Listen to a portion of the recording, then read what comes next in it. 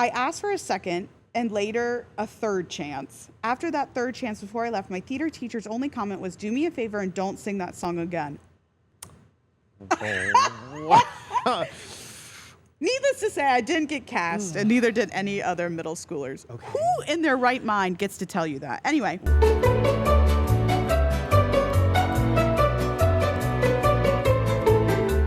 Welcome back to another episode of Thank You 5. Hi, David. Hey, Hannah. Today we are going to be talking about finding the perfect audition song. Yay, let's do it. I know. It's so hard to do and it's so stressful, but it's actually fun. It is. I think and then once you have your perfect few, then you can use those until you're not feeling them anymore. You get them in your repertoire and then you're good to go. And then you just always have something to fall back on. So first things first, where do you go to look for an audition song? Well, there's a lot of different opportunities. The first one that comes to mind is actually Performer Stuff has a lot of repertoire in their catalog, in our catalog. And so I think that's a great place to go to. Any of your online media places as well. There's a lot of repertoire books where you can have basically a book that's specifically designed for your vocal range. And then that will help you highlight all of those particular choices. That will give you the best opportunities to showcase you as a singer. Yeah, that's amazing.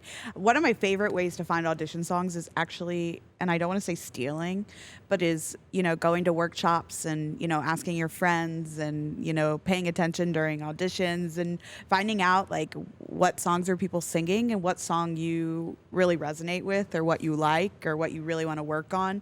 If you have a voice teacher, a lot of times they have so much knowledge about audition songs, but it's always okay to ask your directors or your music directors or anybody, who's guiding you along your performer journey of, I'm an alto, I'm a belter. These are kind of the roles I want to play.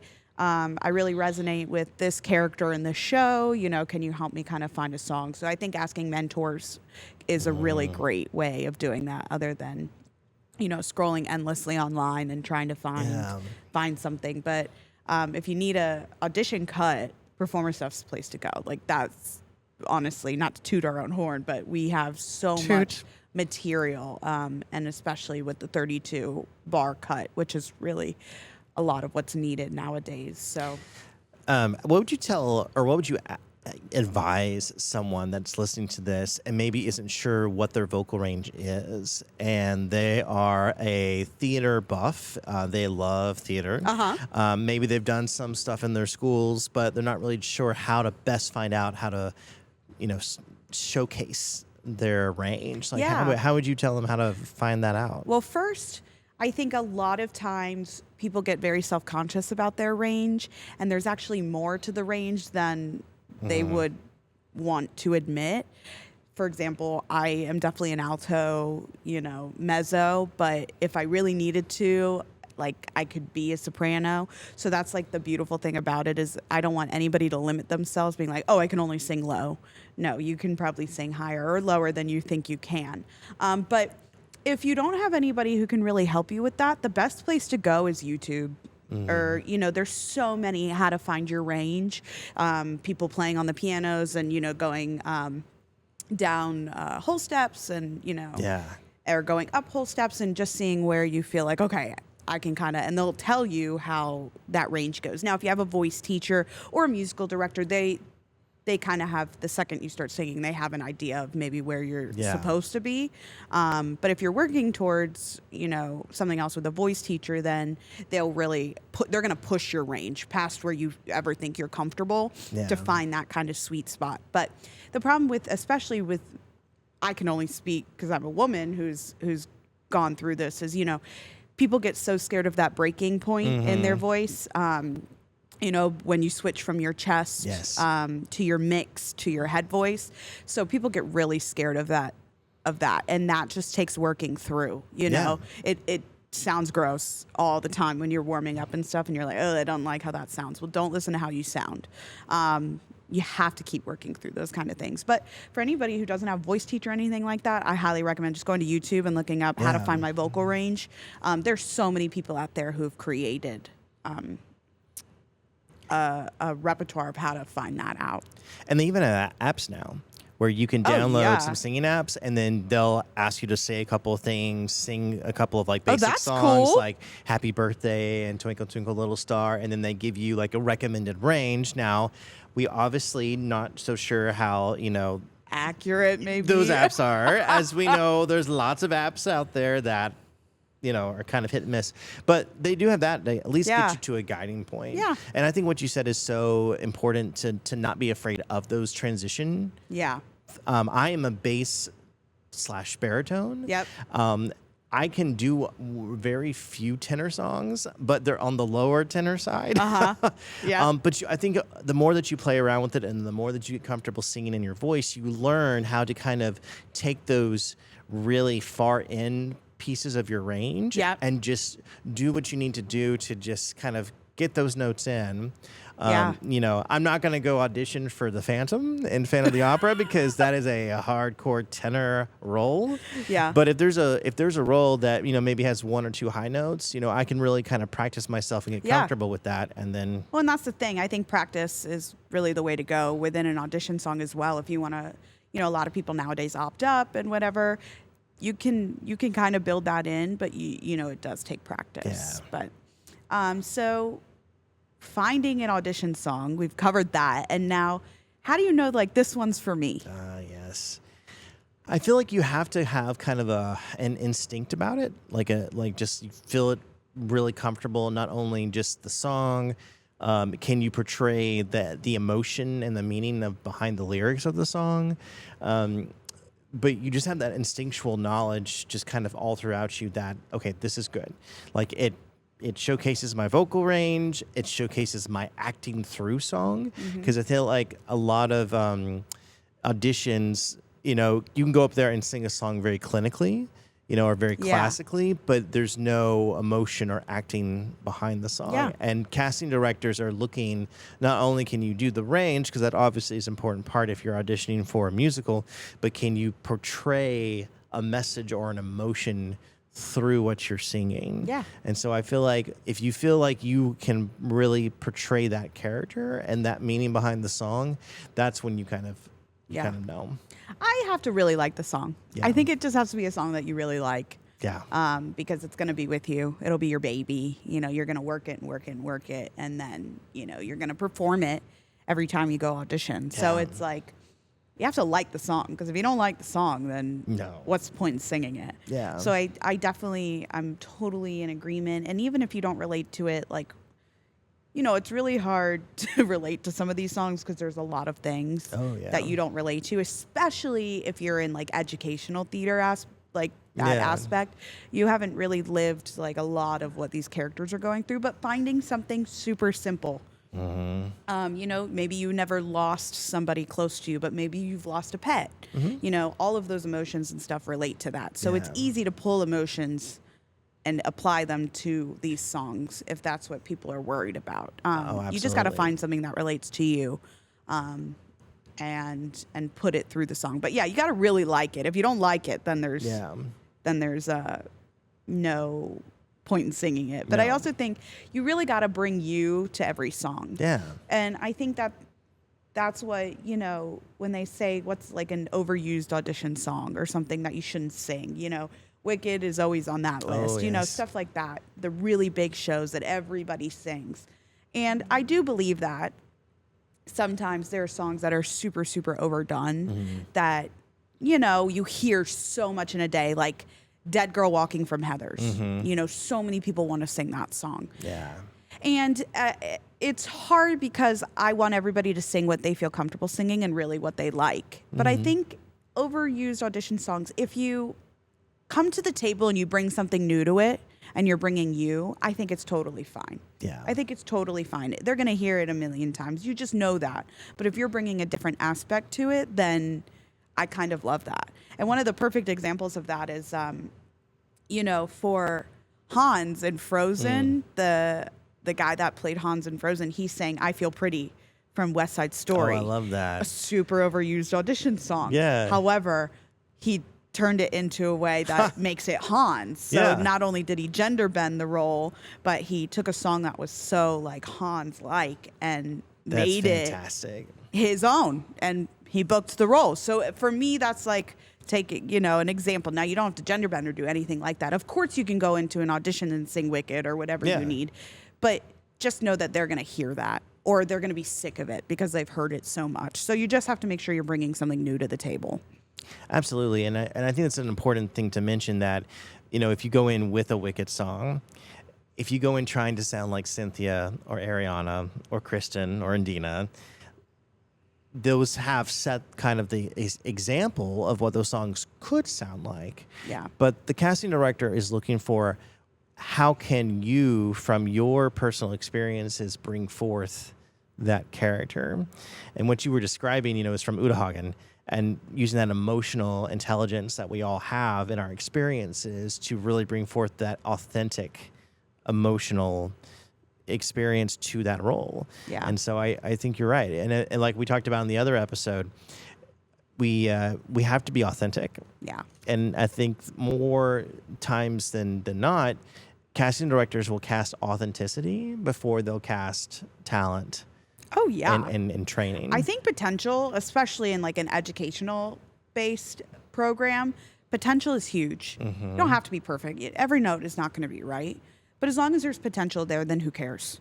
You know, and as long as Exactly. you go in, you're confident, you know, you've practiced, you're feeling, you know, you're nervous, of course, but you know you've got this, then people see that. And that's like huge in an audition room. So just knowing that you have faith in your practicing of the song, and just knowing you have faith in the song and the choices that you're going to make, that stands out so much. Oh, absolutely. Now, I know there's a lot of stigma around singing songs from the show. You know, the whole time I trained, it was never sing a song from the show, never sing a song from the show. I think that differs depending on what type of theater you're in. You know, I know for educational theater, half the time they want you to sing songs from the show. Pick a character that you're really vibe with. I know they send out like, here's a cut for each character that you know, pick one and sing that. But I know when you get a little bit into your higher education and into the real world, you don't really want to sing songs from the show. Why do you think that is? I think it kind of puts you in a box a bit. So I feel like if you go in singing a song from the show, you're only allowing the casting director to see how you are going to be in that setting and in that environment. Whereas if you did a song that is in a similar style to that character, it allows them to see, hey, we're kind of thinking this way for this character, but you may show something in a song that's familiar but not exactly the same, a different approach to that character. And I also think for the larger you get into, you know, your regionals and then your professional theater too, they're not just casting you for that role, or they're not just looking for that. Casting directors always have 2 or 3 shows or events or experiences that they're trying to cast for as well. So I think you go into an audition with a style of a song or a style of a character versus that exact same character, you're broadening your chances of potentially being cast for that or something else that you never know. I think it shows how savvy actors and performers can be. You know, like, this character is this is what song they sing. Now how can I go turn something else into something similar to that? I think it shows like how smart people can be and how much, you know, I don't want to say how much you care, but you know, it can be interesting to see what people do. Yeah. So that brings me to my last question, David. Wow, already. What is your go-to audition song? Or what are some of them? So I tried to have a go-to audition song to just basically have like a low range, mid-range, and high range song. So it depends on what I'm going in for an audition. My low range is usually Hellfire from Hunchback of Notre Dame. It's strangely enough, I get cast more as villains Me too. than anything else. Yep. So Hellfire is my lower register song. I have a song from, it's not as well known, but The Mystery of Edwin Drood, Jasper's Confession. Okay. I have that one for my mid range, and then every now and then, if I try to go for a higher range, which is again a little bit rare for me, then I do usually go The Distance from Hercules. Oh, okay. So Those are some interesting broad ranges. Yeah, there. that's very interesting. Yeah. What about you? My go-to song, if I have to do anything, is "On My Own." Oh no, I'm lying to you. "On My Own." What is wrong with me? That's an overused audition song. People do not sing that song. No, I'm just kidding. "My Own Space" from The Act. Oh yeah, That is one of my all-time favorite audition songs. It's right in my range. Yeah. It's easy for me to pull out. I love some of Violet's work in Violet. I love some of her songs. I've worked on a few of those, so Nice. I enjoy doing that. Here I Am from Dirty Rotten Scoundrels is also a super fun one. And in college, I sang "Ooh My Feet." Interesting. And that was like a fun acting. That was really an Yeah. acting choice. That was super fun for me. So there's quite a few not very well-known songs on there, but definitely "My Own Space" is my go-to if I just need to pull something out. I love that. But I do have a repertoire of like rock. Yeah. And I have an ABBA song, and I have all of that. So Do you feel like it's good for rising students that are watching this to start building a repertoire that has dramatic, comedic, Oh, you yeah. know, romantic? well, a lot of times they're going to ask you for contrasting pieces. So you're going to sing a song probably from a Golden Age show, which was Yeah. my, "Ooh My Feet." And then they're going to ask for an up-tempo. Yeah. And then "My Own Space" is a ballad-y kind of song from a more contemporary show. So I always had those back to back. But yeah, you're definitely going to be asked for contrasting pieces kind of in the real world. If you have time. Yes. Half the time they're just going to ask for a quick one and done. But for auditions and stuff, I always sang contrasting pieces. And it was normally bar based versus time based. Nowadays, I do see a lot of like 1 minute. Yes. So it can be really smart about how you stretch your 32 bars to 1 minute. I forgot the question. It was, should you build your repertoire with like comedic romantic? Like Yeah. Which I think you always answered have it. an You up answered tempo. it. I always have a ballad. I have yes. Golden Age. I have contemporary. I have pop rock. I have an ABBA song because you never know when you got to sing "Mamma Mia" or something from the 70s. You kind of have to nowadays. Everything is pop rock nowadays. It is. Which is Pop so rock annoying huge. because I love like I love like a Hello Dolly. Yeah. I want to bring that. Can we bring that back? Bring back Hello Dolly. Bring it back. Hey.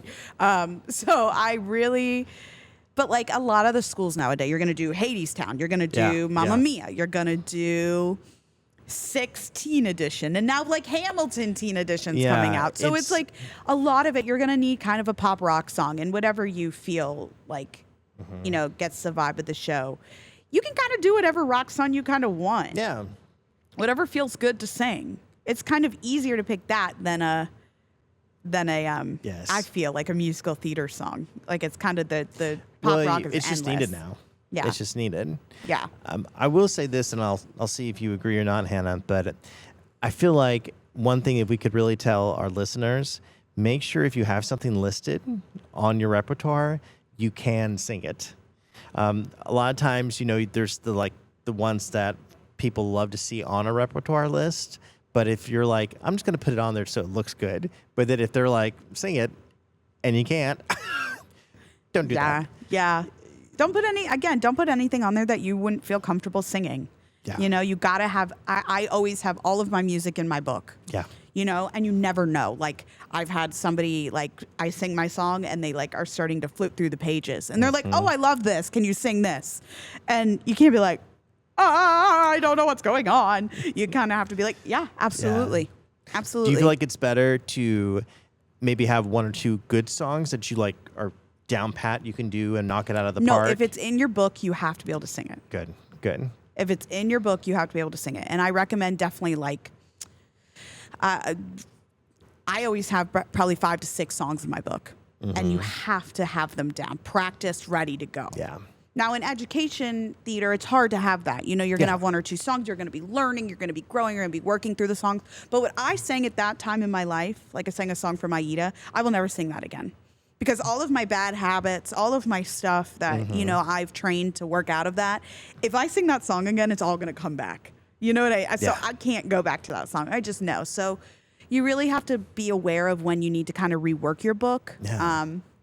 But especially for education based, I think you're golden if you have probably 2 or 3 songs based. But if you're auditioning just for your high school theaters, they're probably going to give you material that you're going to sing from the show. So, yeah. That's great. All right, David, we are going to read some questions from the internet. Great. Let's see what people have to say or ask. Let's do it. I see plenty of people asking for audition song advice, and when I read the replies, I always wonder how you guys come up with those answers. Obviously, character dependent, but why do people suggest doing obscure songs? The songs I have in my book aren't basic, not that I think. Hellfire. Whoa. Okay. Twinsies! Is this you? Yeah, but no. Okay, but when I see people discussing good baritone audition songs, it's songs from musicals I really have little to no knowledge on, so it makes me doubt what I have. I always appreciate reading them, though, because I do want to expand my knowledge on baritone parts in other musicals. They're giving you obscure stuff because they want you to be the only person to sing that song that day. Exactly. That's essentially what people are saying. You have these really big nerds, David, who know a lot about musicals and they know a lot of the songs. So they're posting, you know, stuff that you may not know. But what you have in your book is great. Again, what we spoke about earlier. If you're confident in the song, you're working it really well, then that's okay. And especially like David has Hellfire in his book. So like, sounds pretty good. So first of all, to our Reddit questioner, Hellfire is fine. So you're doing well. Second of all, who's he talking to? Who wrote the question, right? Second of all, yeah, I agree with you. They're wanting. Some people recommend unique songs just because it puts you out there in a different way. Yeah. But I think it goes back to what we were saying before. It needs to be comfortable in your vocal range and it needs to be authentically you. Yeah. It can be a classic, that's fine. But if you choose an obscure song, but you can't connect to it well, you can't connect to it authentically, or if it's not really showcasing your strong vocal range, then the uniqueness of it isn't worth sacrificing the other parts of that. Agreed. I think the stuff that if you're going with Hellfire in your book, then sounds like you're on the right track. You are. All right. These are from Reddit, right? Yes. Okay. Some of these are from Reddit. Yeah. Okay. Just making sure. Our second question. From Reddit. I have to admit that I'm a bit obsessed with finding the perfect audition songs for shows that I'm interested in. I know that may not exist. However, it got me wondering what songs others have done to get whatever role they got. What are some of yours? Even if it was just ensemble, your first or 50th show, I'd love to know. They'll go first. Or I'll go first. Oh. For The Wizard of Oz, I sang In My Own Little Corner and got Glinda. That's a great song choice for Glinda. Yeah. I think, like, both soprano-y. That's great. Yeah. It's interesting because I wonder if they were going in for Dorothy because you have the whole connection of Cinderella, you know, individual female character that goes on a journey. Yep. But it's interesting that Glinda came out of that. So I think, again, that's a great example of what we talked about earlier about you not choosing a song necessarily from the show. Yep. But like it expands their idea of how you can bring your uniqueness to that role. So that's very interesting. Yeah. I love that. I think what would be interesting to ask this person who posed this question on Reddit is that what in their mind, what are they defining as the perfect, by that word perfect? Like what? I don't think there is a perfect audition song. I don't think there is a perfect. I don't think there's a perfect audition song, but I do believe people find their like perfect songs for them. You know, you listen to somebody sing something, you're like, wow, that's a really good song for them. Exactly. Like I think it's perfect to the individual. Yeah. But I don't think there's a textbook hard to perfect. find Yeah. songs that like, match the role. You can get like in the vibes of it though. Yeah. Some shows written, you've got, Yeah. the vibe of the same. But yeah. Exactly. Have you gotten a role that you wanted singing one of your songs? Like they are wondering what others have done, like what they've sung and what role they got. Role they've gotten?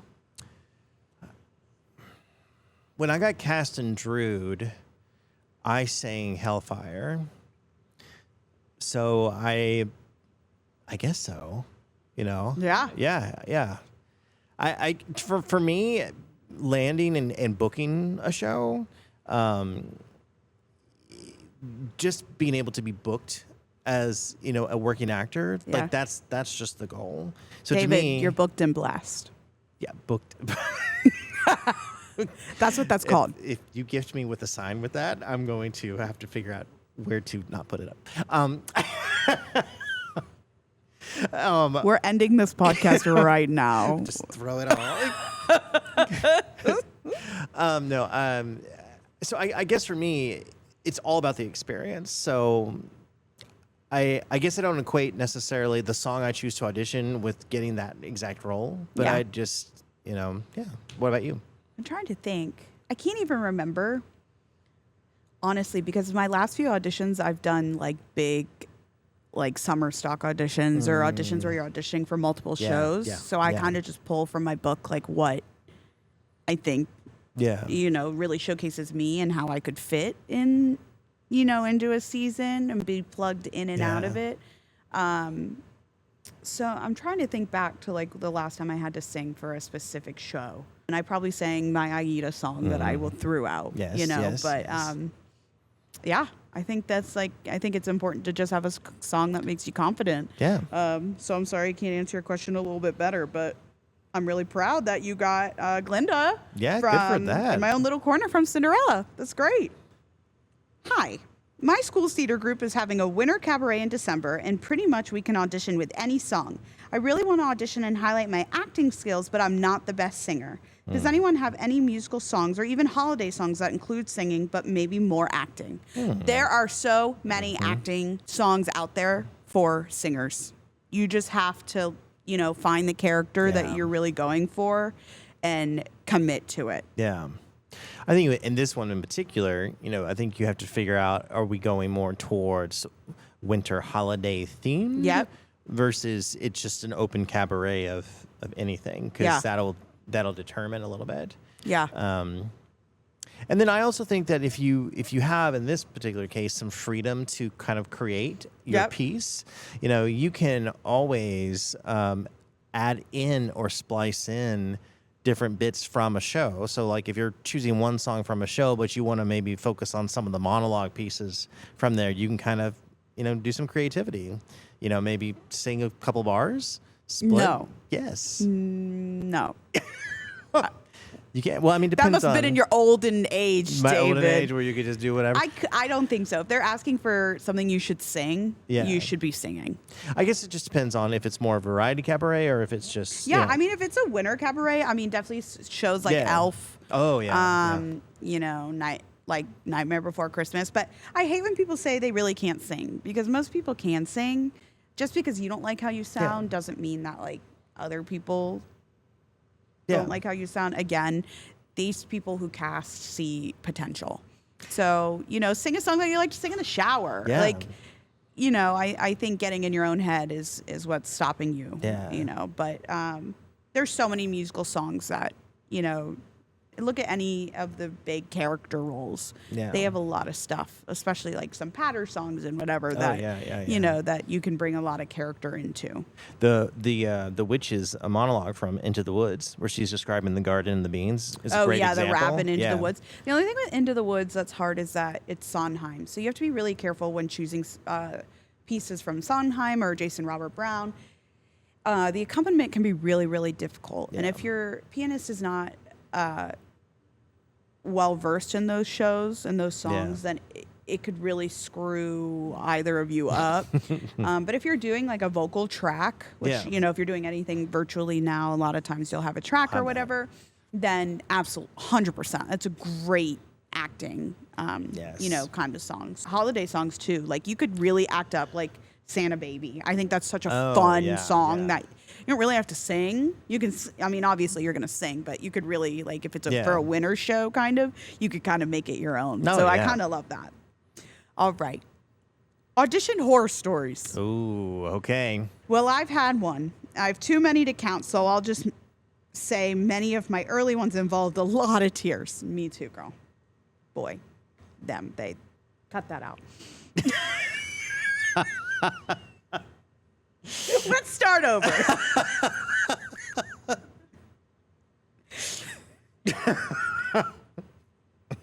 Just don't put a mic in my face.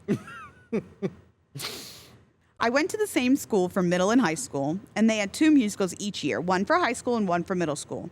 The year prior, the high school did Les Mis, but they cast a few middle schoolers to play the child characters. That's so convenient. Yeah. To have a middle school if you're doing like a production with, anyway. That's great, yeah. The next year when I was in 8th grade, they announced that the high school musical would be Footloose. And while auditions was open to middle schoolers, there was no expectation that any of them would be cast.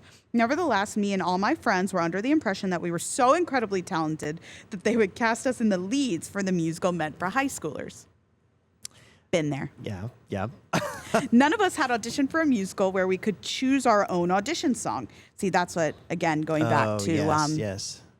Education. Normally they choose them for you. So everybody thought any pop song would do. Whenever I visited my grandpa, he'd often be listening to oldies music. Okay. One of the songs that was the most memorable to me was Runaway by Del Shannon. When auditions came around, I thought it would be the perfect song to sing because the falsetto part could show off my amazing vocal range. And also, if we're being honest, I wanted to show what an old soul I was by singing a song I was certain nobody in my grade knew. All my friends were singing Adele songs and I wanted to be different. I love being different. That's a great strive. I didn't have any sheet music, so I went in and sang the song a cappella. When I hit the high notes, my voice cracked and I was mortified. It happens to all of us. Yep. Legit, Yep. anybody's auditioned has cracked, okay? I asked for a second and later a third chance. After that third chance, before I left, my theater teacher's only comment was, "Do me a favor and don't sing that song again." Don't sing that song again.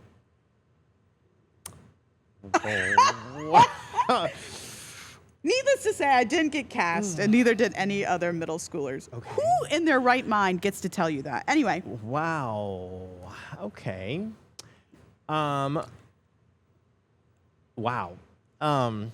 So Why are we mean to children? yeah, so there's definitely ways to suggest maybe choosing something different without having to be so blunt as to be like, don't ever sing that again. Let's give some helpful criticism. yeah. Maybe next time, why don't we look at this artist? So there's a lot of good things that this person was doing, trying to be different, trying to be unique. So that's great, and for them to recognize that everybody else is doing something the same, so to do something a little bit different, that's okay. great. And Bold. especially since it was no prompt or Yeah, it was their first time going from an audition where you Yeah. were being given audition materials to being, having to audition with whatever you need. yeah. So I feel like that should have been celebrated. I think if there were, it's hard to know the mind of the casting directors without knowing what they're looking for. Yeah. But I would say that, based upon that very drastic reaction, if they were looking for just something to highlight the students themselves, so maybe the song was too old in this case to represent that particular student. But if there was no direction as to what the song should be or that kind of stuff, then I feel like Yeah, It I feel should have like been Footloose is very country. very country. So I would start by looking at a more country song, more Yeah. I don't know. I feel like if you're going to be a teacher nowadays, we shouldn't put down our youngins or even our high schoolers. I don't like this age group. That age group is tough. But also, one comment can make them never want to do it again. Absolutely. So it's kind of like heartbreaking to hear that. Yeah. Like, because then you're going to be mortified next time you pick an audition song for yourself and you're like, oh, well, last time I screwed up. My teacher told me to never sing that again. Especially for a show that if you're going to invite younger children to audition for, you have to give people grace. Oh, I mean, absolutely. I don't, how could you look at a child and say that? I mean, I'm all for, maybe that wasn't the song choice for you. You know, next time there's an audition, why don't you sign up for a meeting with me and we can work through artists that I think may work for your vote. Saying like, don't sing that again. How do they get any better from that? Well, I was going to say, or you could say, this wasn't the song choice for you because such and such and such. Exactly. Like, I think there's really good feedback that could come from that situation, especially if you're going 8th grade into 9th grade, where they're now going to audition for actual high school productions where they have to choose their own song. Instead of putting somebody down who went on a limb, not knowing, let's say, hey, why don't we work together to kind of find something perfect for you? Anyway. And you know, if she was having issues finding sheet music for that, she probably could have found it on performerstuff.com. Next story. Rejected during music portion of audition due to acting. That's just the headline. Oh, okay. So background.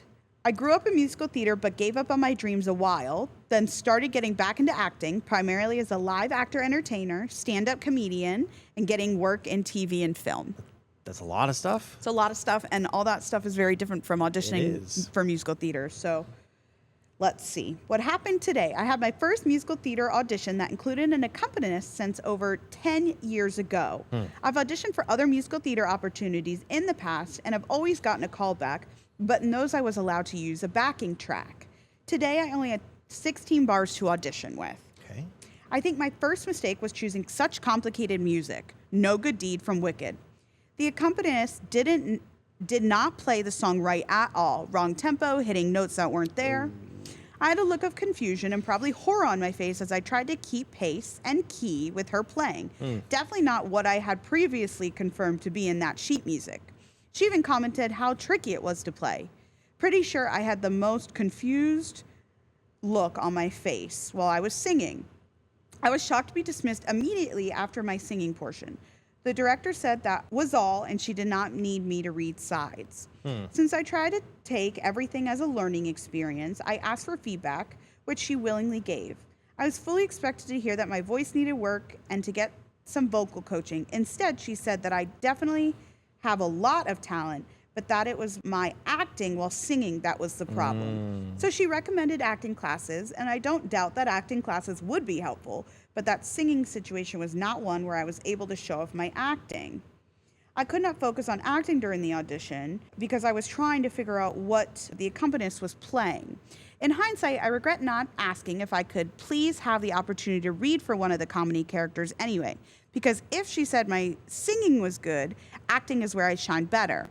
While admitting accompaniment is very new to me and my performance was not on par with my abilities, I think that phrasing is inoffensive. I didn't think that wording till later, and I didn't want to be disrespectful to her or the piano player with the clumsy phrased request. So instead, I thanked the director for her feedback and both she and the accompanist for their time and left. So they have questions to ask after that, but I wanted to see your first reaction to what was happening. Ooh, that's multifaceted and there's a lot of layers to that. I think there's always the possibility of an accompanist not being able to do fully what you've rehearsed in the audition room. Yep. And I feel like you have to go in with a certain expectation that could happen. Yep. So I feel like a lot of times in my prep work for auditions, I did a lot of a cappella practice, and then obviously a lot with the track, or I play piano, so I can, kind of to some degree, self-accompany me. But I feel like it goes back to what we were talking about before, where acting through song, you have to have some degree of being able to show that emotion regardless of what's going on. Yeah. There's also the aspect too of when you're performing a live musical theater, something can happen with the music, whether it's a track or live orchestra as well. And you have to keep going on, and you have to keep acting through whatever's going on as well. Yeah. So again, it's difficult because I think you can see it from both sides. From a casting director's side of it, maybe they were looking to see, can they still show and persevere through what was going on with the accompaniments. It's very frustrating as the actor to have rehearsed and ready to go, and then when you get in there, you're distracted by the external of that everything that you've focused on and rehearsed, now other things are taking your attention. Yeah. So yeah, it's a very, very much there's some two sides to that story. Let's see what their questions that they have based on this situation. I was wondering if anyone else had any experience similar to this, where you brought too complicated sheet music or the accompanist played wrong, and what happened. Would there have been a polite way to say I didn't do myself justice and to ask for a second chance in the acting portion? Should I have instead ignored the pianist and just sang the song right so I could focus on the acting? I'd love to hear some of your stories and what you've learned in these situations. Or if anyone has any advice to prevent situations like this in the future, other than choosing easier music. For instance, would it have been okay to ask the pianist to play through a couple measures first before we started the audition? Am I assuming correctly I couldn't have stopped the pianist while she was playing to go, wait, what is that?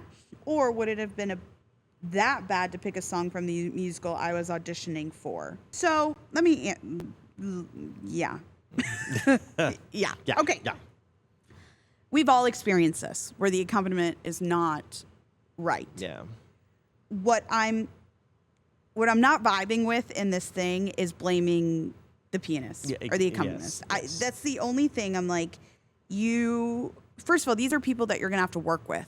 Yes. You know what I mean? Like if you're going to, make somebody mad or be rude to somebody in the audition room, then why would I want to cast you? Because that's how you're going to be throughout the process if something doesn't go your way.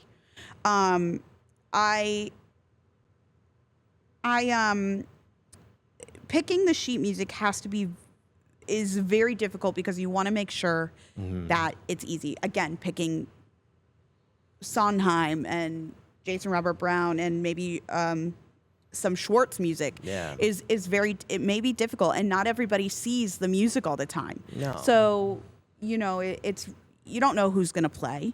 So coming in with very clear marked music is very important. And preventing situations like this, like I always went up to my accompanist and said, here's what I'm singing. This is who wrote it, what show it's from. Yeah. This is where I'm starting.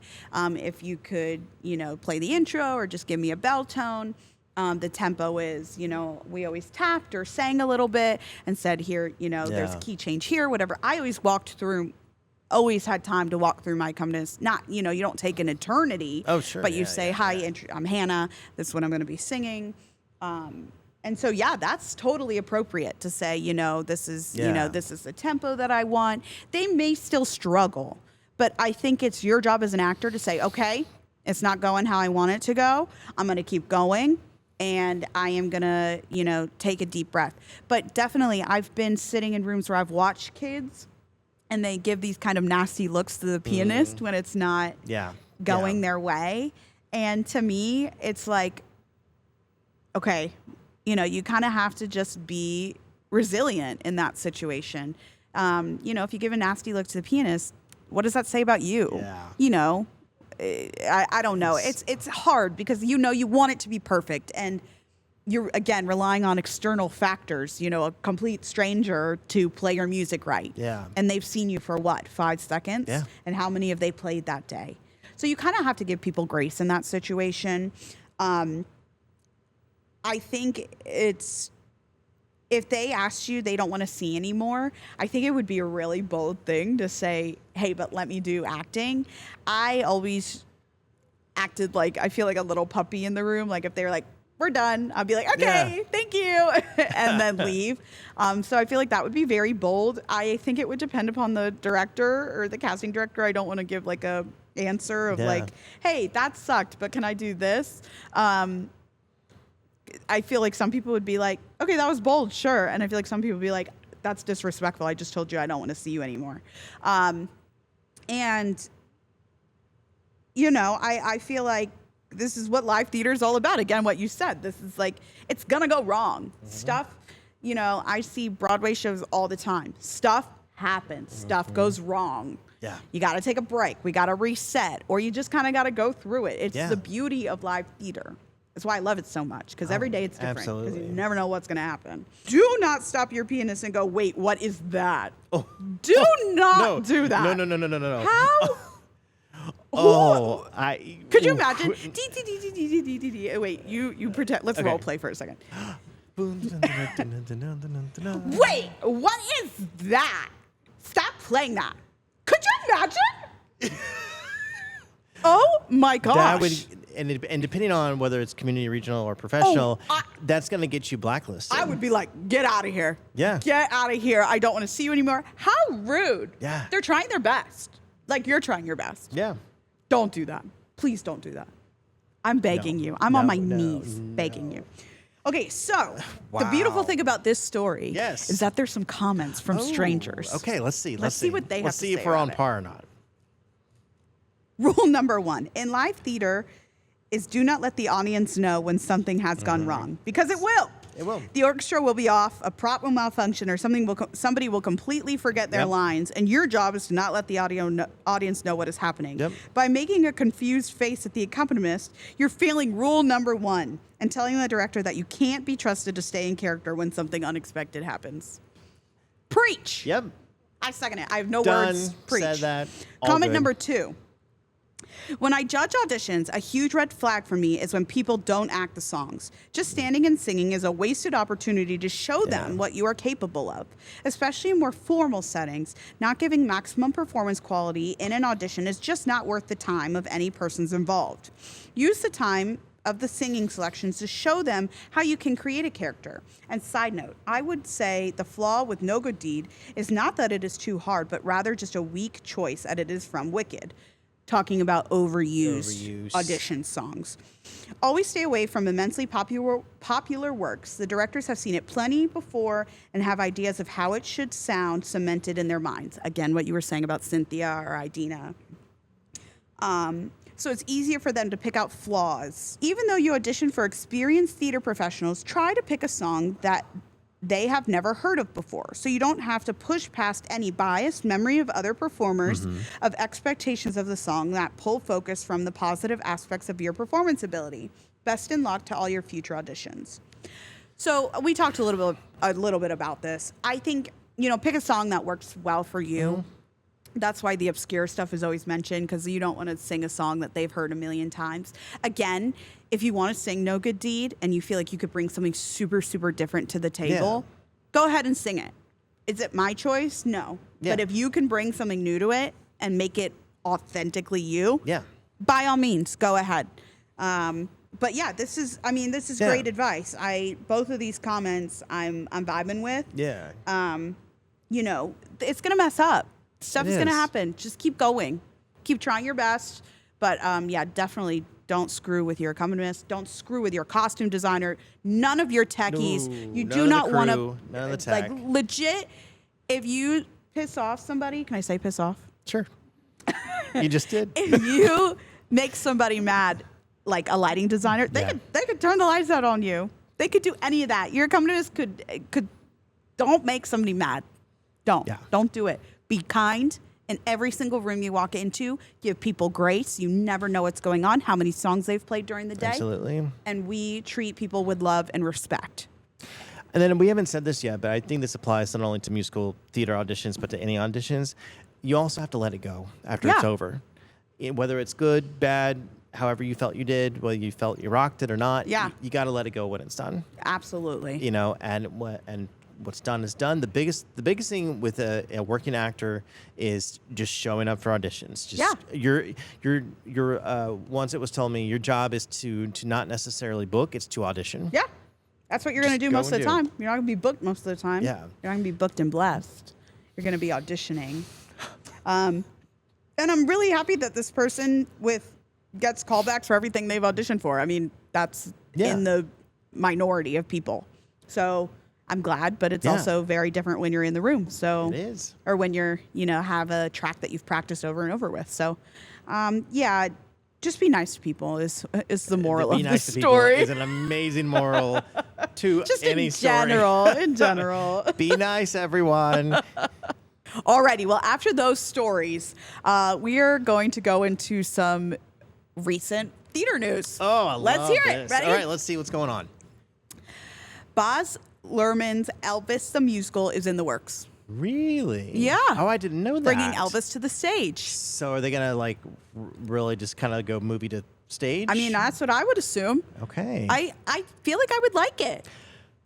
Has there been an Elvis adaptation of anything? I don't think so. I think this would be not like that the I'm first aware of. Elvis transition. Yeah. Which is very interesting. It will definitely have a theater, like a interest from the patrons. Audiences the are going audience to are gonna flock to love it. Oh yeah, that. I feel like any of those stars that have these like musicals about them, people Yes. love to go see. And the Dolly musical's coming up, so it makes sense that Elvis is. I still have not figured out why they have not done a Taylor Swift one yet. Okay, I mean it's probably coming. I would think it's coming, right? I mean, if they did she Britney's, needs more of her life. I feel like established before we go. unless through they turn it into like a Mamma Mia, where it's just her music, but not her. But I mean, I feel like But this will be biopic. I guess it's just it's the movie turned to stage. Wow. Yes. Why? Thank you, producer. Yes, I would like to see Austin Butler on stage, Yeah. I think it'd be interesting to see if, especially with his accent. which he continued and continued and Can you continued. do I can't do it. No, do you know the Elvis move? Yeah, I mean, I know them, but am I going Is to that right? replicate it? Am I getting No. it? Am I getting it right? Just more of thank you very much. Thank you. You know, Thank you very much. but Uh-huh. Okay. Next piece of news. Let me just be silly for a little bit. Okay. Tom Hiddleston and Haley Atwell will reprise their roles in Much Ado About Nothing on Broadway. Oh, how fun! Anything with Tom Hiddleston is a go from me. I am excited. I'm a big fan of recreations of Shakespeare. Yeah. Especially to see what new things can be done to Oh, them. so many. I saw Othello season 2 ago, and it was done with a kind of a modernistic military overlay to it. So it was very interesting to see that. Yeah. So this would be really exciting, Yeah. especially. And Tom Hiddleston has a great connection with the fans already. Oh, so yeah. I think to have that on love stage him. would be amazing. Can we get a Loki musical? Yeah, why not? Yeah, don't crush my dreams. I don't see why not. Why couldn't we? I don't want the rest. I know there's like an Avengers Just knockoff Loki, musical, though, but right? just Loki. On stage. Just Tom It Hiddleston should just in the be costume him on as stage. Loki, just talking about life. Yeah. Yeah. Or him just sitting on stage, That- just I mean, that- looking at us. I would be happy Just- with that. Eye contact the whole time. Just me in the front row. It's just kidding. It's Hannah and Tom Hiddleston in a It's room just together. one night only. All right, next piece Yes. of news. Bigfoot, a new musical, makes off-Broadway premiere this spring. I actually think it's already running. I think it started. I love it. Original content. Bring it on. It's I've seen clips, and I mean it looks really creative. Yeah. I mean Who wouldn't want this? that whole idea too of just being so obscure that it gets it right. Yeah. And so I think I feel why like we not? need stories like this Why right not? now. Goofy, funny. If there can be scary. Batboy, why can't there be Bigfoot? I think Bigfoot deserves it. Let's transfer it to Broadway. I don't know. I feel like we need original works. Like, come on. Like Two Strangers, amazing. Everything else, amazing like, I musical. don't want to hear it. Yeah. Sorry. I just I want new stories. There's so many new stories that we can tell, and so many like cultures and stuff we haven't even like tapped into or know. learned about, and it just makes me mad. So I'm glad we're going through Bigfoot. I'd say bring it on. Yeah, let's see. Let's make some tracks in the Pacific Northwest. Oh, this one's raging right now. Okay. Megan Thee Stallion joining Moulin Rouge. Oh yes. Yes. Yes. So first of all, it's great for representation to have our first female presenting Ziegler Yep. in Moulin Rouge. So I think that's a fantastic way to go, especially since they're on the way out. Yep. I think they're kind of like, let's just do it. Let's just do it. Yeah. Why not? Yeah. I feel like it'll be so fun. It'll be great. I mean, it's had great representation. You know, Bob the drag queen right now is currently on in Ziegler. So to have just that follow up a drag queen do it, I think it's fantastic. I think it's super fun. Yeah. Bringing kind of a popish like rap star to Broadway. It's bringing in a whole new demographic that maybe have never thought about seeing a Broadway show. And who doesn't love Moulin Rouge? Oh, it's so good. So 10 out of 10. Stage guys. Stage adaptation of The Traitors will debut in London 2027. You know the Alan Cummings show? Yeah. Interesting. I want to know what they're going to do. Yeah, I guess my question is, what's their take on it? Is it going to be audience interaction, audience polling, audience voting? Wouldn't that be so fun? I mean, audience participation? Yes. Because there's definitely been like an increase in that. Because right now with Daniel Radcliffe on Broadway with Every Brilliant Thing, and then obviously how interactive Cabaret was for several seasons. So yeah, it'll be interesting to see what they do with that. And I guess it depends on. Yeah. And if not, I love a good murder mystery kind of story. Always great. Anything like that just floats my boat. Yeah. So like that could be super fun. Yeah, I think it'll be interesting to hear how they wanted to go about it. Yeah. Or if it becomes more of a like masquerade thing. Oh. Where it's like completely like immersive interactive. Yeah. Like Sleep No More. Sleep No More, yeah. Yeah. So that would be super cool. That would be interesting. We'll see. Yes. We'll see next year. We'll see what happens. Well, thank you all for joining us for Thank You 5. We're so happy to have you back and doing frick frack. Thank you all for Well, David, great job today. Well, those were amazing questions. And I think that's a wonderful way to wrap up this episode. Questions. Right? Oh, news. I can't do it either. Everybody, thank you for joining us for Thank You 5. We're so happy to be here. And if there's anything you want to hear more about, let us know. And if you have any kind of audition material needs, such as monologues or audition cuts, look us up at performerstuff.com. Yes. Thank you, 5.